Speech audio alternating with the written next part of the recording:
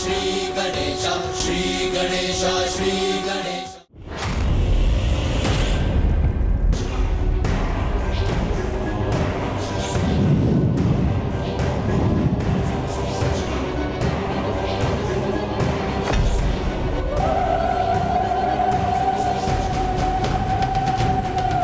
अग्निदेव हूं मैं, अग्नि का स्रोत, इसलिए तुम्हारी ऊर्जा का प्रकाश मेरी दृष्टि को बाधित नहीं कर सकता। अच्छा, तो पूर्ण विश्वास है आपको कि आप भी अग्नि के स्रोत हैं? सुना नहीं तुमने? अग्निदेव हूं मैं, अग्नि ही मेरा परिचय है। क्या चुनौती दी थी तुमने हम देवताओं को कि इस तुच्छ तिनके को उड़ाकर दिखाएं हम देवता? देखो इस तुच्छ तिनके को कैसे भस्म करूंगा मैं। तो ये तो आपके लिए अत्यंत सरल होना चाहिए ना, क्योंकि अभी तो आपने कहा कि आप ही अग्नि के स्रोत।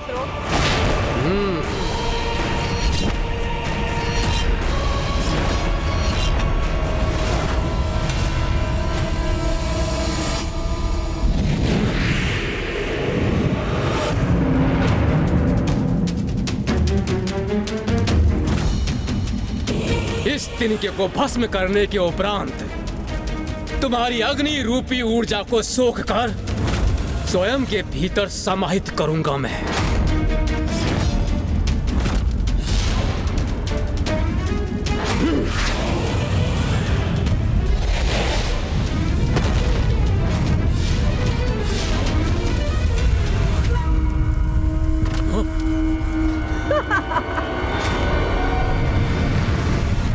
क्या हुआ अग्निदेव?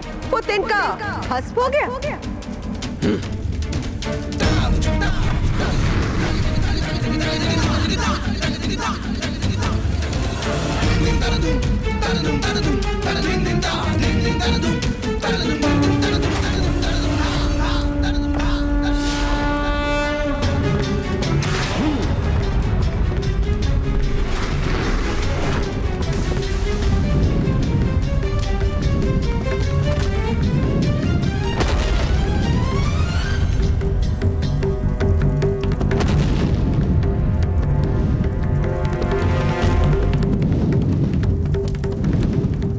तुम्हारा तिनका इस अग्नि में भस्म होने से कैसे सुरक्षित रह सकता है? वो अवश्य भस्म हुआ होगा। कदाचित वो ज्ञात करने का समय अब आ गया।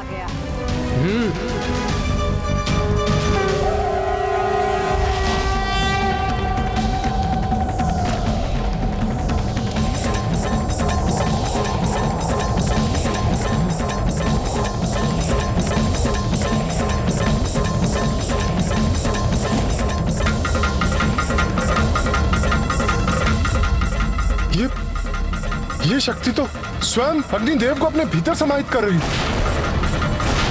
किंतु ये कैसे संभव है? ये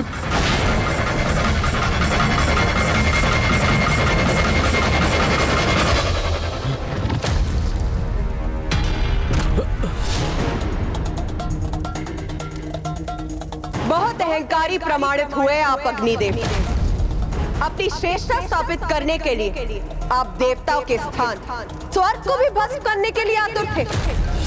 मुझे ज्ञात है यहाँ क्या घटित हुआ है।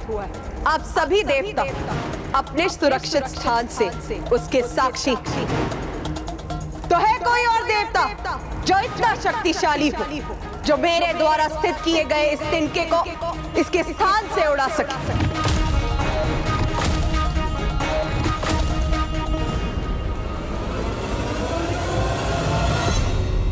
इसका इतना दुस्साहस इस मायावी स्त्री का जो ये हम देवताओं को चुनौती दे रही है, इसका अभी इसी क्षण प्रत्युत्तर देना होगा। देवराज इंद्र माता की दिव्यता स्वीकार करने के स्थान पर उन्हें एक आसुरी शक्ति ही मानते रहे। अहंकार का अंधकार सत्य का परिचय कहां होने देता है भला। देवताओं के अहंकार ने उनकी दृष्टि और बुद्धि दोनों को ही भ्रमित कर दिया था महाराज। वो ये देखने और समझने में असमर्थ थे कि उनके समक्ष कोई मायावी शक्ति नहीं, अपितु स्वयं माता महागौरी अपने तेजोमय रूप में थी। फिर क्या हुआ ब्राह्मण देवता? फिर अपने दंभ और क्रोध का प्रदर्शन करते हुए इंद्रदेव के साथ समस्त देवता माता से संघर्ष करने के लिए तत्पर हो गए।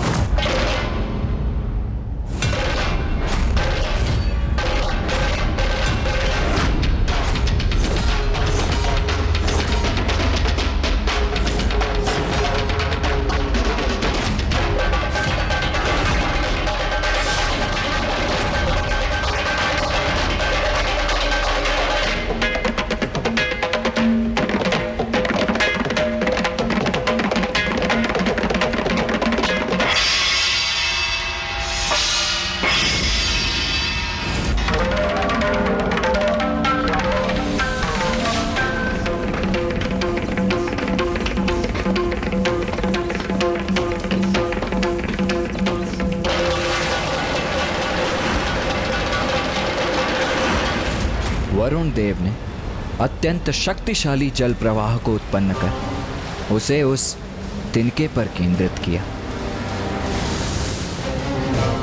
मेरे जल का शक्तिशाली प्रवाह शांत कर देगा इस तेज पुंज के तेज और इस तिनके को भी बहा कर ले जाएगा।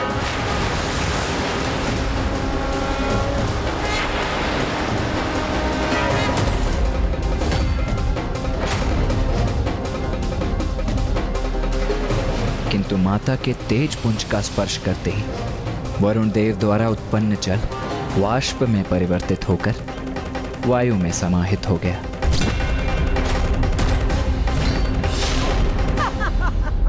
फिर सूर्य देव ने अपनी सूर्य की किरणों की शक्ति से उस तिनके को हटाने का प्रयास किया, किंतु वे विफल हुए।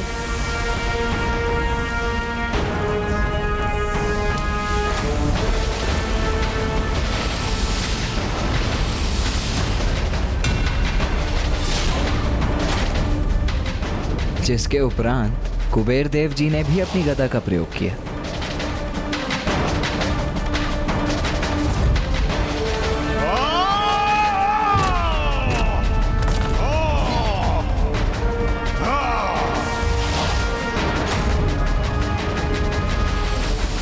लो, उड़ा दिया तुम्हारा तिनका मैंने अपनी गदा के प्रहार से। अच्छा, इतना विश्वास है अपनी शक्ति पर, किंतु आपका ये विश्वास निराधार।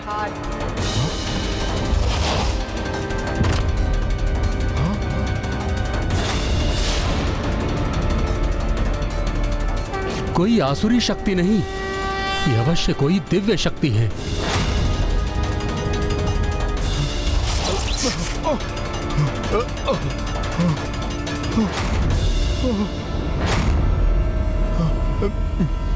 मेरी गदा ही छिन्न भिन्न हो गई और तिनका अभी भी अपने स्थान पर ही स्थित है। कैसे संभव है ये? एक एक करके सभी देवता पराजित हो रहे थे और इस घटनाक्रम के प्रत्यक्षदर्शी देवराज इंद्र के क्रोध में निरंतर वृद्धि हो रही थी। और जब सब देवता असफल हो गए तो स्वयं देवराज इंद्र ने प्रयास करने का निर्णय लिया। बस इतना ही तपोबल है आप देवताओं का। आप सभी अपनी संपूर्ण शक्ति का प्रयोग करके भी इस तिनके को इसके स्थान से नहीं उड़ा सके। ये स्त्री मायाविनी, मेरी शक्ति के समक्ष तुम्हारा तिनका तो क्या, स्वयं तुम भी नहीं टिक पाओगी।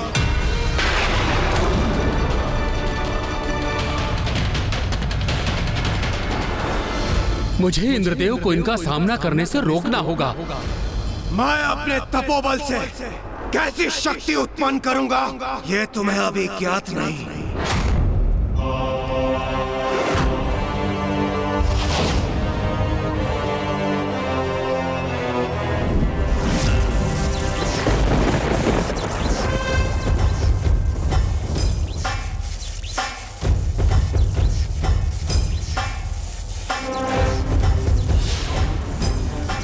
देवराज इंद्र हूँ मैं, और मैं अपनी वज्र शक्ति से तुम्हारे इस तिनके को भस्म कर दूंगा।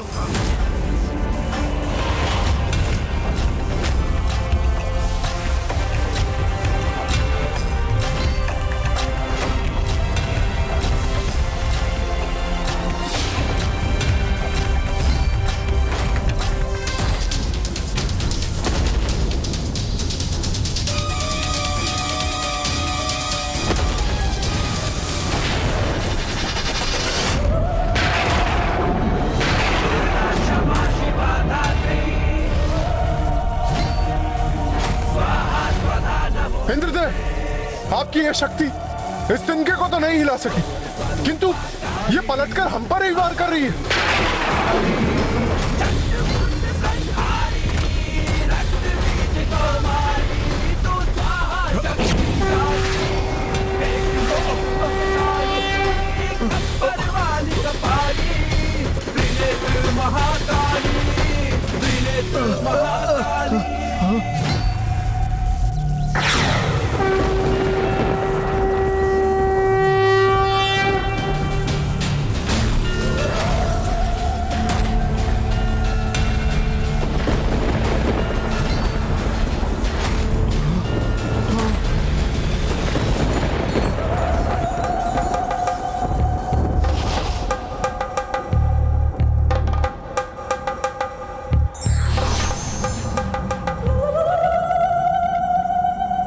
आपने मेरी वज्र की शक्ति को बांध लिया, उसकी दिशा को परिवर्तित कर उसे मेघों में समाहित कर हमारी रक्षा की है आपने। आप कोई शत्रु शक्ति नहीं हो सकती। तो फिर कौन है आप? कृपया अपना परिचय दीजिए। आप सबके भीतर जो शक्ति उपस्थित है वही हूं मैं।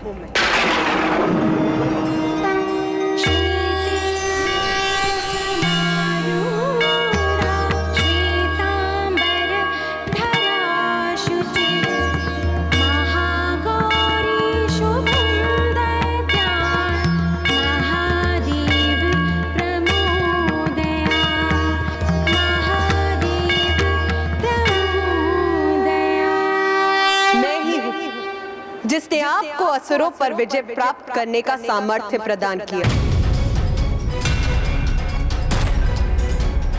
आप सभी अपनी शक्ति के अहंकार में डूब चुके थे, इसीलिए आपको यह स्मरण कराने हेतु कि अहंकार सदा विनाश का कारण बनता है। आप सभी के अहंकार को नष्ट करने के लिए मुझे स्वयं यहाँ प्रकट होना पड़ा, और वैसे भी उस शक्ति पे अहंकार करने का क्या औचित्य जो आपकी है ही नहीं, क्योंकि जिस शक्ति पर आपको इतना दम वो तो स्वयं मैं हूं। मैं। माता, हमें क्षमा कर दीजिए, हम अहंकारवश आपको पहचान नहीं पाए।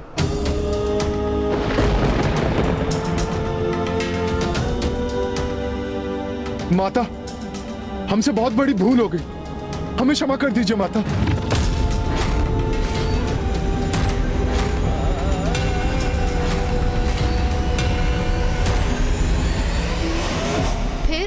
फिर क्या हुआ ब्राह्मण देवता? क्या माता ने देवताओं को क्षमा कर दिया? आपका क्या विचार है? आपके अनुसार क्या हुआ होगा माता? माता तो जगत जननी है, कितनी भी क्रोधित क्यों ना हो, उनका हृदय एक क्षमाशील माता का ही है, इसलिए उन्होंने अवश्य देवताओं को क्षमा कर दिया होगा। आप सर्वथा उचित कहती है माता। यदि उनका भक्त अपनी भूल को स्वीकार कर लेता है तो माता उसे अवश्य क्षमा करती हैं, क्योंकि भूल तो किसी से भी हो सकती है, किंतु आवश्यक तो ये है कि अपनी भूल को समझकर क्षमा याचना कर उस भूल को सुधारने का संकल्प लिया जाए। तो माता, महाराज, देवराज इंद्र एवं समस्त देवताओं ने माता महागौरी का स्तुति गान किया, जिससे माता का क्रोध शांत हुआ और माता ने देवताओं को क्षमा भी किया। आप सभी निष्कपट और निष्ठा भाव से अपनी भूल का प्रायश्चित कर रहे हैं, इसीलिए मैं आप सभी को क्षमा करती। किंतु स्मरण रखिए, देवता हैं आप, जगत कल्याण कर्तव्य है आपका, इसीलिए सदा अपने कर्तव्य के लिए सजग रहिए और दोषपूर्ण आचरण से सदा स्वयं को दूर रखिए।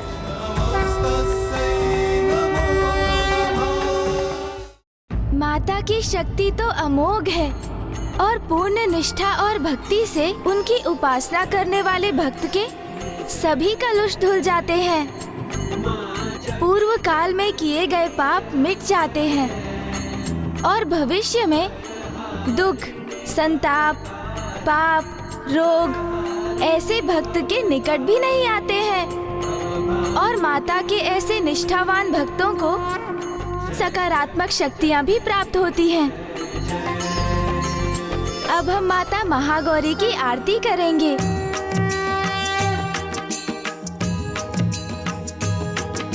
नवरात्रि में विशेष है महागौरी का धाम, शिव की शक्ति देती हो अष्टमी को वरदान। मन अपना एकाग्र कर नंदीश्वर को पाया, सुबह शाम की धूप से काली हो गई काया। सर्व कला संपूर्ण माँ, साधना करो सफल, भूलो कभी ना आपको, याद रखो पल पल। नवरात्रों की माँ कृपा कर दो माँ, नवरात्रों की कृपा कर दो माँ। जय माँ महागौरी, जय जय महागौरी, जय माँ महागौरी, जय जय महागौरी।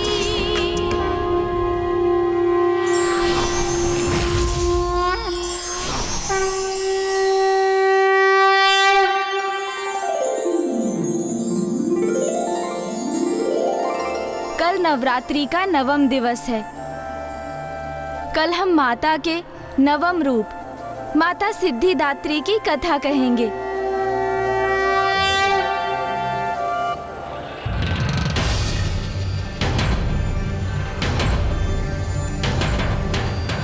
आज नवरात्रि का नवम दिवस है।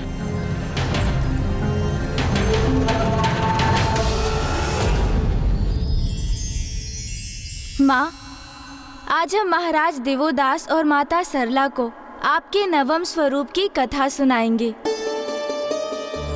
हमें आशीष दीजिए कि हम आपकी कथा को संपन्न कर सकें और हमारे यहाँ आने के प्रयोजन को सिद्ध कर सकें।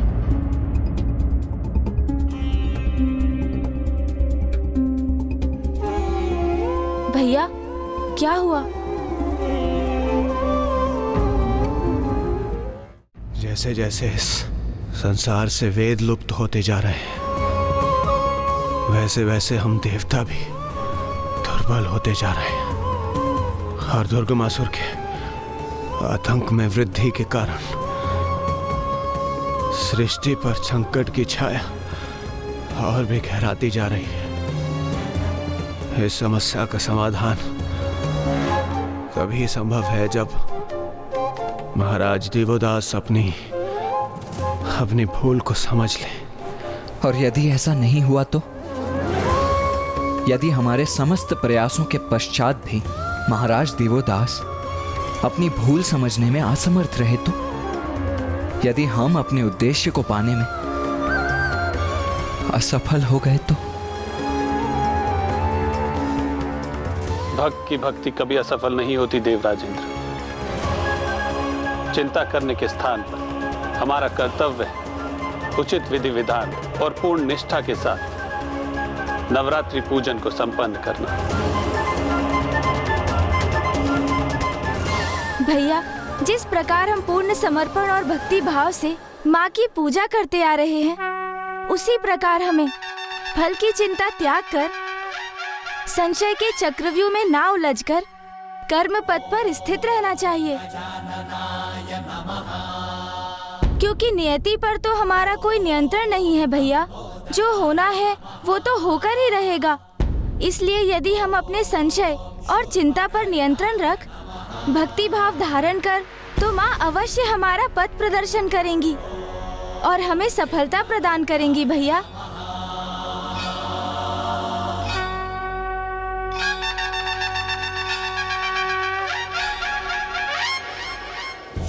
ब्राह्मण देवता, मैं माता के नवम स्वरूप की कथा श्रवण करने के लिए अधीर हो रही हूँ। मैं भी आप दोनों को माता के नवम रूप की कथा बताने के लिए अत्यंत आतुर हूँ माता, क्योंकि इसके पश्चात ही महाराज देवोदास का अंतिम चित्त भी जागृत हो जाएगा और उन्हें ज्ञात हो जाएगा कि उन्होंने पिताश्री को उनकी काशी से और माता को पिताश्री से विलग कर कितनी बड़ी भूल कर दी है। महादेव, काशी में एक ही राजा हो सकता है। यदि मुझे यहाँ राज्य करना है तो आपको यहाँ से प्रस्थान करना होगा।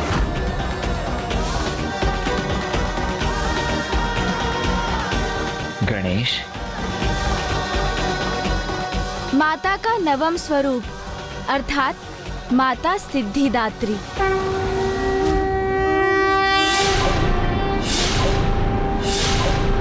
उनके दिव्य मनोरम रूप में माता की चतुर्भुजाएं हैं। उनके दाहिने ओर के निचले हाथ में चक्र और ऊपर के हाथ में गदा धारण करती हैं माता, और उनकी बाईं ओर के निचले हाथ में शंख और ऊपर के हाथ में कमल पुष्प स्थित है।